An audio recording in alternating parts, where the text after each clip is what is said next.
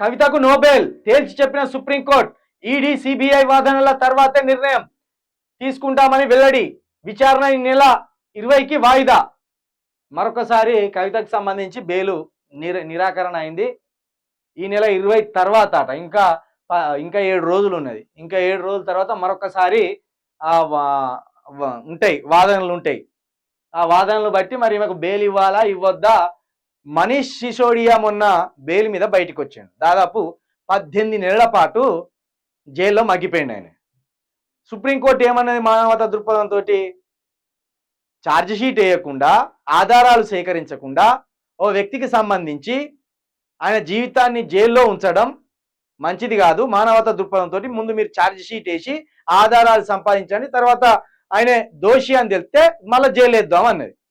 కాబట్టి ఇప్పటికే 18 నెలలు ఆయన జైల్లో ఉన్నాడు కాబట్టి ఆయనకు బెయిల్ ఇస్తున్నామని సుప్రీంకోర్టు చెప్పింది. ఇప్పుడు కవిత కూడా 5-6 నెలలుగా జైల్లోనే ఉన్నది. ఛార్జ్ షీటు వేస్తలేరు. పోనీ ఆధారాలు సమర్పిస్తానా అంటే అట్లా లేదు. కేవలం ఇప్పుడు కవితను ఎందుకు అరెస్ట్ చేసిండ్రు?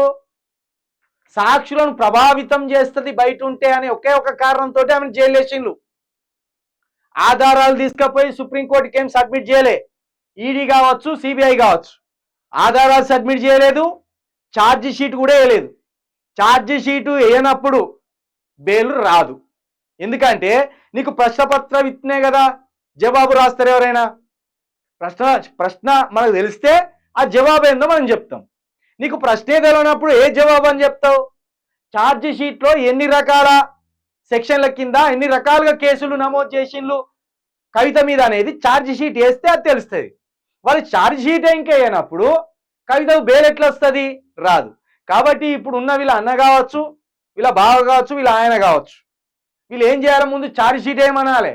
ఈ సిబిఐ మీద కావచ్చు, ఈడీ మీద కావచ్చు, ఆ ఢిల్లీకి పోయి కొంత ఒత్తిడి పెంచాలి. ఛార్జ్ షీట్ వేయకుండా 6 నెలలుగా మా చెల్లెని ఎందుకు అట్లా జైలు ఉంచుతాను అనేది ఇది చేయాలి.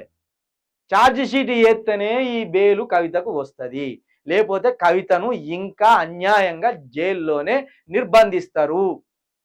ఇది వాస్తవం.